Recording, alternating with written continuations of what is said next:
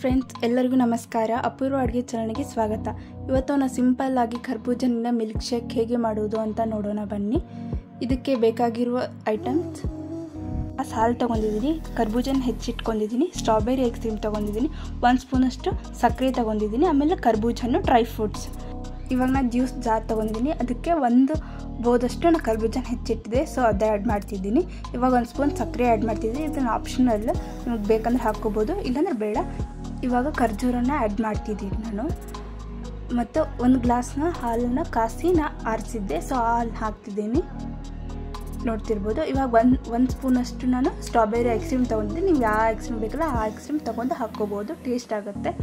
So ಹಾಗಾಗಿ ಇವಾಗ ನಾನು ಇದನ್ನ ಗ್ರೈಂಡ್ ಮಾಡ್ಕೊಳ್ತೀನಿ. ನಿಮ್ಮ ಹತ್ರ ಜ್ಯೂಸ್ ಜಾರ್ ಇಲ್ಲ ಅಂದರೆ ನೀವು ನಾರ್ಮಲ್ ಜಾರಲ್ಲಿ ಕೂಡ ನೀವು ಗ್ರೈಂಡ್ ಮಾಡ್ಕೋಬೋದು, ತುಂಬ ಚೆನ್ನಾಗಿ ಬರುತ್ತೆ. ಇವಾಗ ನೋಡ್ತಿರ್ಬೋದು ಎಷ್ಟು ಚೆನ್ನಾಗಿ ಬಂದಿದೆ ಅಂತ.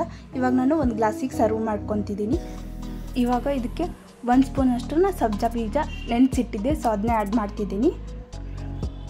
ಇದಕ್ಕೆ ಒಂದು ಸ್ವಲ್ಪ ಡ್ರೈ ಫ್ರೂಟ್ಸ್ ಮೇಲೆ ಹಾಕ್ತಿದ್ದೀನಿ. ಇನ್ನೊಂದು ಸ್ವಲ್ಪ 1 ಸ್ಪೂನಷ್ಟು ನಾನು ಸ್ಟ್ರಾಬೆರಿ ಐಸ್ ತೊಗೊಂಡಿಲ್ಲ, ಅದನ್ನ ಇನ್ನೂ ಸ್ವಲ್ಪ ಹಾಕ್ತಿದ್ದೀನಿ. ಇದು ಕೂಡ ತುಂಬ ಚೆನ್ನಾಗಿ ಟೇಸ್ಟ್ ಕೊಡುತ್ತೆ. ಸಣ್ಣ ಮಕ್ಕಳೆಲ್ಲ ತುಂಬ ಇಷ್ಟಪಟ್ಟು ಕುಡಿತಾರೆ. ಒಂದು ಸಲ ಮಾಡಿಕೊಟ್ರೆ ಮತ್ತೊಮ್ಮೆ ಮಾಡಿಕೊಡಿ ಅಂತ ಕೇಳ್ತಾರೆ. ಇವಾಗ ಕರ್ಬೂಜ ಹಣ್ಣಿನ ಮಿಲ್ಕ್ ಶೇಕ್ ರೆಡಿಯಾಗಿದೆ. ಮಾಡಿರುವ ಕರ್ಬೂಜ ಹಣ್ಣಿನ ಮಿಲ್ಕ್ ಶೇಕ್ ನಿಮಗೆಲ್ಲ ಇಷ್ಟವಾಗಿದ್ದರೆ ನೀವು ಕೂಡ ಟ್ರೈ ಮಾಡಿ, ನಿಮ್ಮ ಅನಿಸಿಕೆ ಕಮೆಂಟ್ ಮಾಡಿ ಹೇಳಿ.